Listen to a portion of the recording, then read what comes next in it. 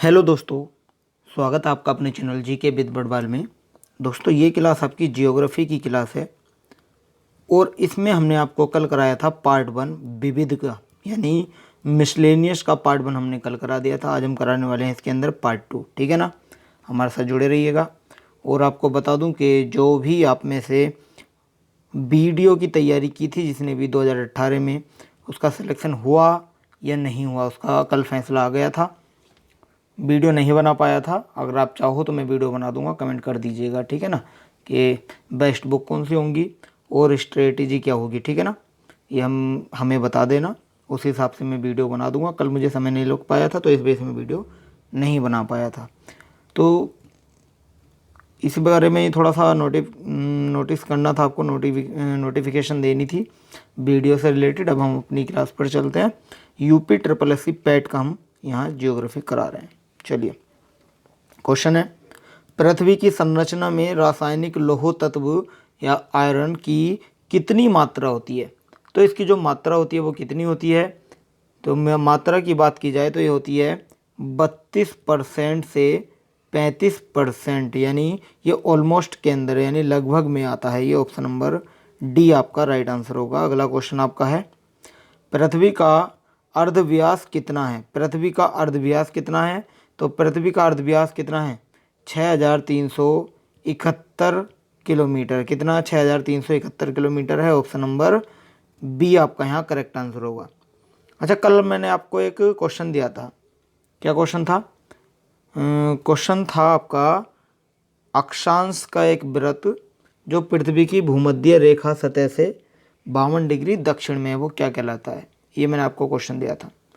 तो इसका आंसर आपने किया नहीं है कमेंट में किसी ने भी। चलिए मैं ही बता देता हूँ। तो ये आपका होता है 52वां। ठीक है ना, क्वेश्चन वीडियो देख लीजिएगा, उसके अंदर सबसे लास्ट का क्वेश्चन है 52वां समानांतर दक्षिण। इसका राइट आंसर होगा उसके अंदर 52वां समानांतर दक्षिण। ठीक है, ये ध्यान रखेंगे सभी। चलिए, अगला क्वेश्चन आपका है, पृथ्वी का विषुवतीय व्यास कितना है। पृथ्वी का विषुवतीय जो व्यास है वो कितना है, वो है आपका 12,756 किलोमीटर। ठीक है ना, 12,756 किलोमीटर। ऑप्शन नंबर ए आपका करेक्ट आंसर हो जाएगा यहाँ पर। अगला आपका क्वेश्चन है, एक घंटे के समयांतर में देशांतरीय दूरी होगी कितनी। एक घंटे के समयांतर में देशांतरीय जो दूरी होगी वो 15 डिग्री होगी, यानी ऑप्शन नंबर ए आपका राइट आंसर हो जाएगा। 15 इसका राइट आंसर होगा। ठीक है ना, ध्यान रखेंगे ना सभी। कैसे निकालेंगे, तो देखिए, पृथ्वी अपने अक्ष पर कितने घंटे में एक चक्कर लगाती है, 24 घंटे में एक चक्कर लगाती है, आपको ध्यान रखना है।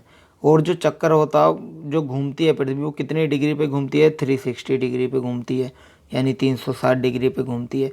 और जैसे ही हम इसमें 360 में 24 से डिवाइड करेंगे, यानी कि जो उसका घूमती जिस डिग्री पर है, यानी 360 डिग्री पर गोल चक्कर लगाती है, कितने घंटों में लगाती है, 24 घंटे में। 24 घंटे से बटे में कर देंगे, तो इसे जब डिवाइड करेंगे तो क्या निकल करके आएगा। चलिए 6 से कीजिए, 6 चिंग 36, 4 6 चौक 24, 4 से 6 जाएगा कितनी बार, 4 एकन 4, 4 पंजे 20, यानी 15 आ जाएगा। ठीक है ना, तो इसीलिए इसका राइट आंसर क्या हो जाएगा आपका, 15 हो जाएगा, इसीलिए इसका राइट आंसर। अगला क्वेश्चन आपका है, शारदीय विषुव रात दिन बराबर 2019 में कौन सा था। यानी शारदीय विषुव जो है, जिसमें दिन और रात बराबर होते हैं, 2019 में कौन सा दिन था, वो दिन था 23 सितंबर का। कौन सा, 23 सितंबर का था। ऑप्शन नंबर ए आपका यहाँ करेक्ट आंसर हो जाएगा। अगला क्वेश्चन आपका है, वर्ष का सबसे लंबा दिन, वर्ष का सबसे लंबा दिन कौन सा है, तो सबसे लंबा दिन 21 जून है। कौन सा, 21 जून, यानी ऑप्शन नंबर सी आपका करेक्ट आंसर हो जाएगा यहाँ पर। अगला क्वेश्चन आपका है, दक्षिणी गोलार्ध में सबसे छोटा दिन कौन सा है। दक्षिणी गोलार्ध में सबसे छोटा दिन कौन सा है, तो सबसे छोटा दिन आपका है कौन सा, 21 जून। कौन सा है, 21 जून है, यानी कि इसका मतलब ये हुआ दक्षिण गोलार्ध में सबसे छोटा दिन 21 जून का है, और वर्ष का सबसे लंबा दिन भी आपका 21 जून का है। ठीक है ना, ये ध्यान रखेंगे सभी। चलिए अगले क्वेश्चन पर चलते हैं।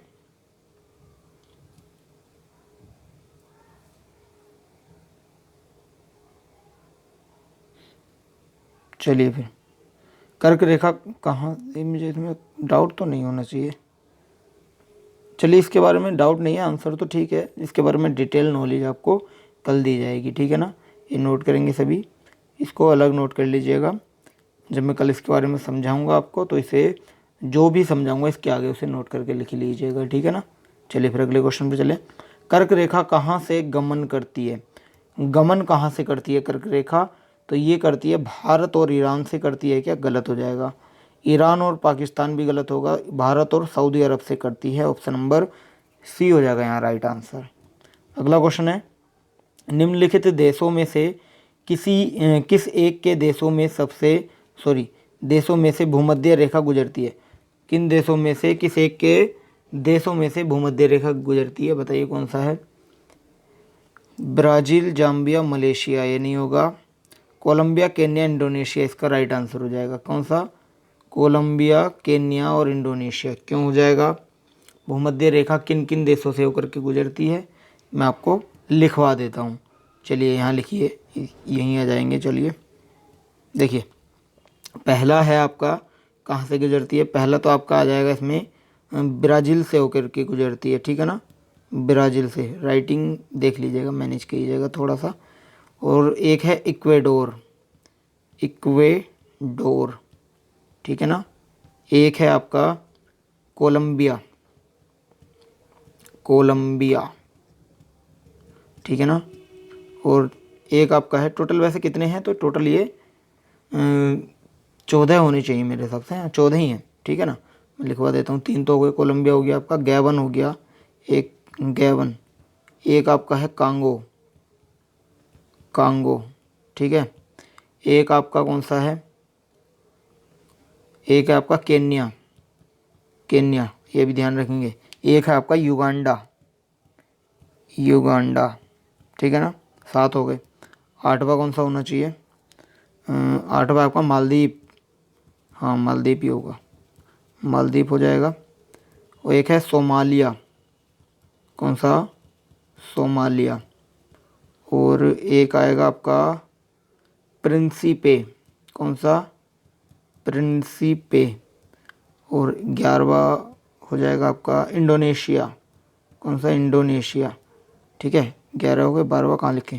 चलिए यहाँ लिख देते हैं, अगर आता है तो। चलिए यहाँ लिख देते हैं, ठीक है, यहाँ से कर लीजिएगा। 12वां कौन सा है? हाँ साओ टोमे, कौन सा? साओ टोमे, ठीक है। और एक आपका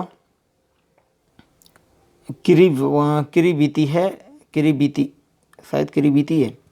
चलिए किरीबीती है, किरीबाती, चलिए जो भी देख लीजिएगा, किरीबीती है या फिर किरीबाती है। कितने हो गए? 13 हो गए। हाँ तो 13 ही हैं, 14 नहीं है, ठीक है ना। 13 हो गए। नहीं, एक और है, एक है आपका 14वां लिख लीजिएगा, केन्या। कौन सा? केन्या, ये आपको ध्यान रखना है, केन्या। तो ये टोटल 14 हैं। तो इसमें ब्राज़ील ऑप्शन की बात कीजिए, नोट कर लीजिएगा आप, अगर नहीं किया है तो स्क्रीनशॉट ले लीजिएगा, मैं मिटा रहा हूँ, ठीक है ना। ठीक है, चलिए देखिए, इसमें ब्राज़ील दिया गया था इसलिए गलत हो जाएगा, जाम्बिया भी गलत हो जाएगा, मलेशिया भी गलत हो जाएगा, ठीक है ना। कोलंबिया है, केन्या, इंडोनेशिया बिल्कुल सही हो जाएगा। तो इसीलिए मैंने आपको ऑप्शन नंबर बी बताया था इसमें। अगला है, यूरेशियाई प्लेट एवं भारतीय प्लेट के टकराव पर सिकुड़न के परिणाम स्वरूप निर्मित लंबवत घाटियाँ कौन सी है? तो वो घाटी है कौन सी? दून्स घाटी। कौन सी है? दून्स घाटी है। ऑप्शन नंबर डी आपका यहाँ राइट आंसर हो जाएगा, दून्स घाटी। चलिए फिर हम अगले क्वेश्चन पर चलें। तो अगला क्वेश्चन है, किस प्राचीन विशाल एकीकृत महाद्वीप या सुपर कॉन्टिनेंट पैंजिया का दक्षिणी भाग है जिसके उत्तरी भाग में अंगारा भूमि स्थित है? बताइए। यह है आपका कौन सा? गोंडवाना भूमि। कौन सी है? गोंडवाना भूमि है। ऑप्शन नंबर डी आपका राइट आंसर हो जाएगा। अगला है आपका, यूरोप का प्रमुख मछुबाही क्षेत्र डोंगर बैंक कहाँ स्थित है? ये जो बैंक स्थित है ये आपकी उत्तरी सागर में स्थित है। ऑप्शन नंबर सी आपका राइट आंसर हो जाएगा, उत्तरी सागर में स्थित है। अगला है, अंतर्राष्ट्रीय चावल अनुसंधान संस्थान कहाँ स्थित है? तो अंतर्राष्ट्रीय चावल अनुसंधान संस्थान आपका मनीला में स्थित है। कहाँ? मनीला। ऑप्शन नंबर डी हो जाएगा राइट आंसर। अनुसंधान चावल ये अंतर्राष्ट्रीय चावल अनुसंधान संस्थान, इसे IRRI भी बोलते हैं। ठीक है। और देखिए मनीला कहाँ पर है? मनीला किसकी राजधानी है बताइए? देखिए मनीला आपकी फिलीपींस की राजधानी है। किसकी है? फिलीपींस की राजधानी है मनीला, ये आपको ध्यान रखना है। अगला है आपका असंगत मिलान खोजें, जो आपका मिलान गलत दिया गया है। दुनिया का सबसे बड़ा प्राणी ब्लू व्हेल है, बिल्कुल। दुनिया में सबसे बड़ा डेल्टा सुंदरबन डेल्टा, बांग्लादेश और भारत के बीच, क्या ये सही है? बिल्कुल। दुनिया में सबसे गहरी झील कौन सी है? सुपीरियर झील है क्या कनाडा में? क्या ये सही है? बताइए। ये गलत हो जाएगा। दुनिया में सबसे गहरी झील जो है वो सुपीरियर झील नहीं है, वो झील है आपकी है बैकाल झील। कौन सी? बैकाल झील, ये आपको ध्यान रखना है। बैकाल झील इसका राइट आंसर हो जाएगा। तो इसने क्या बताया था? असंगत बताना है, जो गलत है। तो इसका right answer option number C आपका राइट आंसर हो जाएगा। नोट करेंगे सभी, ऑप्शन नंबर सी आपका यहाँ राइट आंसर हो जाएगा। चलिए अगला क्वेश्चन आपका है, पटाका किस देश की मुद्रा है? पटाका बताइए। चलिए पटाका किस देश की मुद्रा है ना? तो देखिए पटाका जो है मकाऊ देश की मुद्रा है। किसकी है? मकाऊ। ऑप्शन नंबर सी हो जाएगा राइट आंसर। मकाऊ देश की मुद्रा है। देखिए ये क्वेश्चन आपका वीडियो 2018 में आया था। कब? वीडियो 2018 में ये क्वेश्चन पूछा गया था। ग्राम विकास अधिकारी की परीक्षा में ये क्वेश्चन आया था, पटाका किस देश की मुद्रा है, ये क्वेश्चन आया था। ध्यान रखेंगे सभी। चलिए अगला क्वेश्चन है, निम्न में से किसे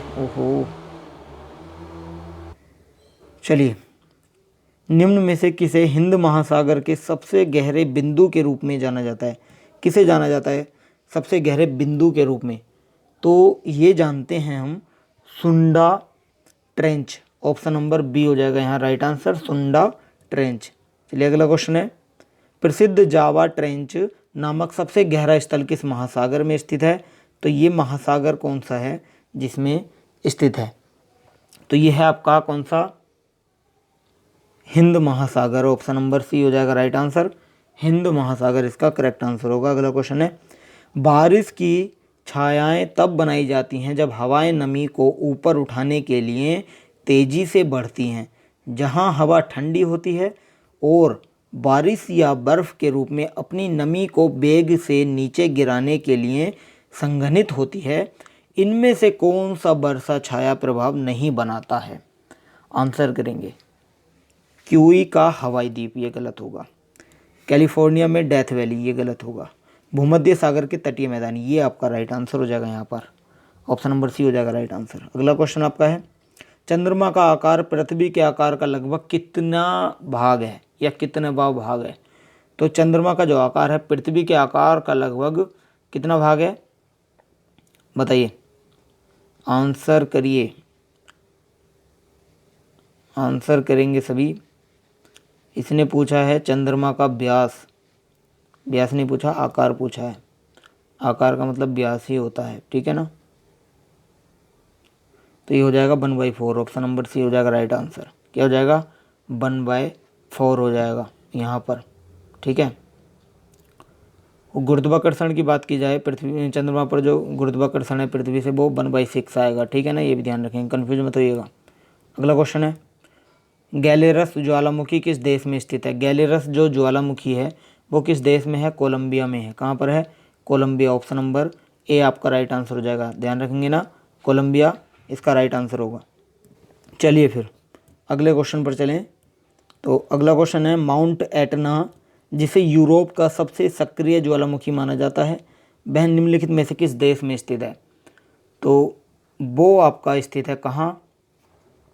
इटली में। ऑप्शन नंबर डी आपका राइट आंसर हो जाएगा, इटली इसका राइट आंसर होगा। अगला क्वेश्चन है, हवाई ज्वालामुखी निम्नलिखित में से किसका उदाहरण है? तो हवाई ज्वालामुखी जो है वो उदाहरण है ढाल ज्वालामुखी का। किसका? ढाल ज्वालामुखी का ये उदाहरण है, ध्यान रखेंगे। अगला है, इनमें से कौन सा टेक्टोनिक प्लेट के मूवमेंट या शिफ्ट के कारण होता है?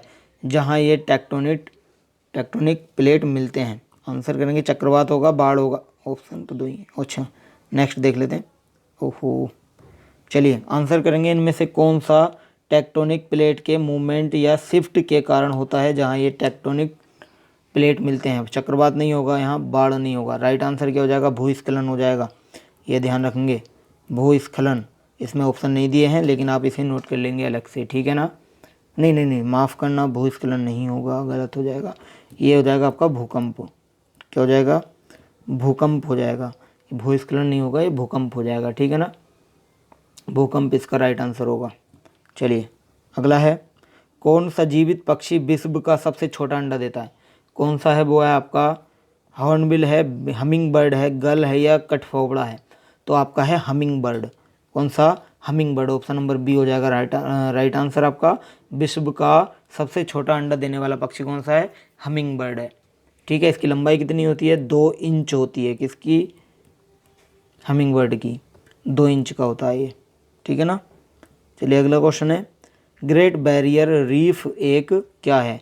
ग्रेट बैरियर रीफ जो है आपका, वो क्या है, वो प्रवाल रचना है। क्या है, प्रवाल रचना। ऑप्शन नंबर बी हो जाएगा राइट आंसर। देख लेते हैं क्वेश्चन कितने बचे हुए हैं अभी। एक ये बचा है, 2 बचे हैं। अच्छा 2 ही बचे हैं।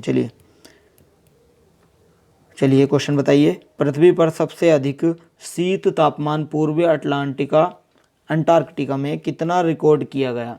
ये हुआ था -93.2 डिग्री सेल्सियस, ठीक है। ये हुआ था रिकॉर्ड, और ये रिकॉर्ड कब किया गया था, ये 10 अगस्त को किया गया था। सन कौन सा था, 2010 था। ये ध्यान रखेंगे, ये इसके आंकड़े हैं 2010 के। चलिए ये आपको होमवर्क में मिलेगा क्वेश्चन है, निम्नलिखित में से कौन सा पदार्थ समुद्र जल से निकाला गया। चूना पत्थर, बलुआ पत्थर, कोबाल्ट, ब्रोमीन। आंसर करेंगे कमेंट करके, ठीक है ना, कमेंट करके बताइएगा। चलिए फिर आज के लिए इतना ही रखते हैं। अगर आपने हमारी पिछली वीडियो नहीं देखी है तो प्लेलिस्ट के लिंक आपको आई बटन में मिल जाएगा, वहाँ जा करके चेकआउट कर सकते हैं। चलिए फिर आज के लिए इतना ही रखते हैं। Thank you so much.